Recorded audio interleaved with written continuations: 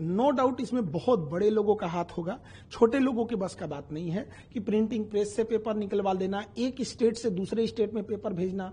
और हम शुरू से कहते हैं ये टेलीग्राम जो हो गया है, ये टेलीग्राम एक इतना आसान माध्यम हो गया है एक जगह से दूसरी जगह किसी को स्प्रेड करके किसी चीजों को फैला देने के लिए। गवर्नमेंट को इस पे भी नकेल कसना चाहिए। और कुछ इंस्टीट्यूट जो है वो डायरेक्ट नहीं, इनडायरेक्ट पैसे से मदद करके रसूखदार लोगों से मिलकर, जिनकी ऊपर तक पहुंच है, लिंक है, वहां से कहीं ना कहीं इस नेक्सस को ले आ रहे हैं और इसे टेलीग्राम या बड़े ये जो व्हाट्सएप ग्रुप है उसमें लाखों का ये बेच रहे हैं। इनका इतना बड़ा वो हो गया है, अगर पेपर लीक हो रही है, अगर वो कह देगा कि 2 लाख रुपए में पेपर दे रहे हैं, सपोज कीजिए कि उसने ऐसे करके 1 लाख लोगों को बेच दिया, उसके पास रातों रात वो करोड़पति बन जाता है। तो उसे लगता है कि हम करोड़पति हो जाएंगे। और अगर उसे ये लगता है कि हम पकड़े भी जाएंगे तो कौन सा हमको सीबीआई पकड़ पाएगी, इतनी तो उसके पास अभी इतनी तो उतना नहीं, सीआईए की तरह तो हो नहीं गए हैं जो उन्हें पकड़ पाए। तो सजा या तो मिल ही नहीं रही है या मिल रही है तो इतनी मामूली मिल रही है कि आम इंसान भी हिम्मत जुटा ले रहा है कि एक बार लीक करके देख लेते हैं।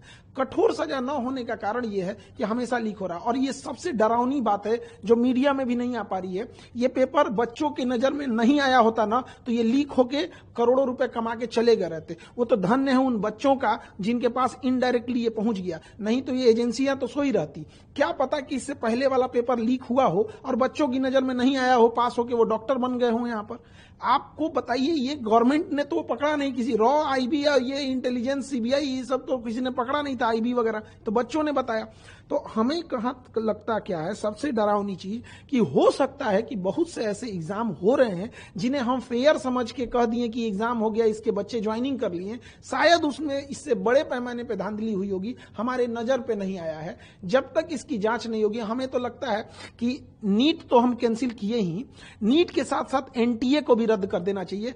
एनटीए में ही हमें लगता है कोई ना कोई खोट है, इसमें बैठा अंदर कोई भेदिया है जो अपना दामन बचाते हुए इनडायरेक्टली बना रहा है। और हमेशा एक पेपर का देखिएगा एक पैटर्न साम आ गया, किसी और स्टेट से लीक हो रहा है और किसी और स्टेट में उसका यूज हो रहा है। तो एक ना ये नेक्सस चेन बना लिए। अब पैटर्न देखिए सेम हो रहा है, कभी किसी स्टेट से लीक हो रहा है तो कहीं यहाँ पे अभी राजस्थान आ रहा है, अब नहीं करेंगे तो कल कोई और स्टेट आएगा, कल कोई और स्टेट आएगा।